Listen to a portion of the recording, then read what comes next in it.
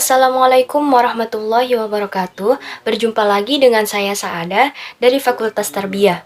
Kali ini saya akan membahas mengenai mutlak dan muqayyad. Yuk kita simak sama-sama.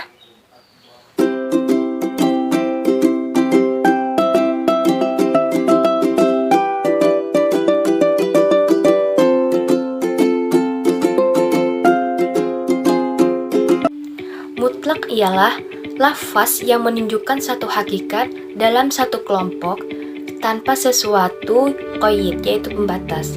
Jadi, ia hanya menunjukkan kepada satu zat yang mana dari kelompok tersebut. Nah, lafaz mutlak ini juga pada umumnya berbentuk lafaz nakiroh. Adapun muqayyad ialah lafaz yang menunjukkan suatu hakikat dengan ada batasan, seperti lafaz ar-raghobah, yaitu budak, yang dibatasi dengan iman. Selanjutnya kita bahas pembagian mutlak dan muqayyad. Nah, terdapat 4 bagian. Kita bahas yang pertama, yaitu sebab dan hukumnya sama. Maka, dalam hal ini, hukum yang ditimbulkan oleh ayat yang mutlak harus ditarik atau dibawa kepada hukum ayat yang berbentuk muqayyad. Contoh, dalam surah Al-Maidah ayat 3 yang berbunyi A'udzubillahi minasyaitonirrajim. Bismillahirrahmanirrahim. Hurrimat 'alaikumul maitatu wad-damu wa lahmal khinzir. Yang artinya diharamkan bagimu memakan bangkai, darah dan daging babi. Ayat ini menerangkan bahwa darah yang diharamkan ialah meliputi semua darah tanpa terkecuali. Karena lafaz dam, yaitu darah, bentuknya mutlak, tidak diikat oleh sifat atau hal-hal yang mengikatnya. Nah, adapun sebab ayat ini adalah dam, yaitu darah.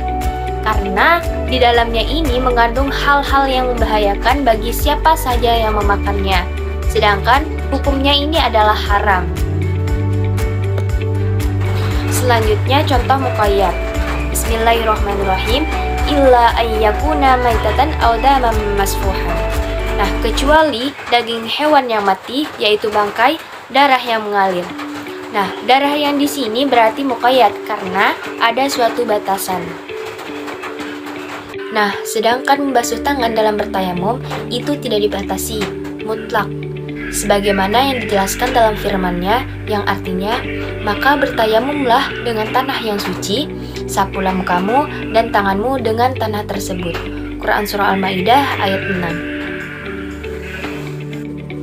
Dalam hal ini ada yang berpendapat bahwa lafaz mutlak tidak dibawa kepada lafaz yang muqayyad karena berlainan hukum. Namun, Imam Al-Ghazali menukil dari ulama Syafi'i bahwa mutlak di sini dibawa kepada muqayyad, mengingat sebabnya itu sama, sekalipun hukumnya itu berbeda. Nah, jadi sebabnya itu adalah membasuh tangan dalam berwudu dengan air dan tayamum. Ini sama kewajibannya, namun dalam hukumnya itu berbeda. Contoh, dalam berwudu itu ada batasannya, tetapi dalam bertayamum itu tidak ada batasannya. Yang ketiga, sebabnya berbeda, hukumnya sama. Nah, dalam hal ini dibagi menjadi 2 bagian. Yang pertama, takyid hanya satu. Misalnya, pembebasan budak dalam kafaroh. Dan yang kedua, takyid berbeda. Misalnya dalam kasus puasa kafaroh. Dalam kasus kafaroh pembunuhan dan zihar, maka di sini ditentukan untuk berpuasa selama 2 bulan berturut-turut. Dalam kasus kafaroh haji tamattu, maka di sini ditentukan untuk berpuasa secara terpisah-pisah. Dan yang keempat, sebab dan hukumnya berbeda. Contoh, lafaz tangan dalam tata cara berwudu dan lafaz tangan dalam pencurian. Dalam berwudu itu dibatasi atau dimutlakkan sampai ke siku. Firman Allah, A'udzubillahi minasyaitonirrajim. Bismillahirrahmanirrahim. Ya ayyuhalladzina amanu idza qumtum ila shalah faghsilu wujuhakum wa aydiyakum ilal marafiq wamsahu bi ru'usikum wa arjulakum ilal ka'bayn.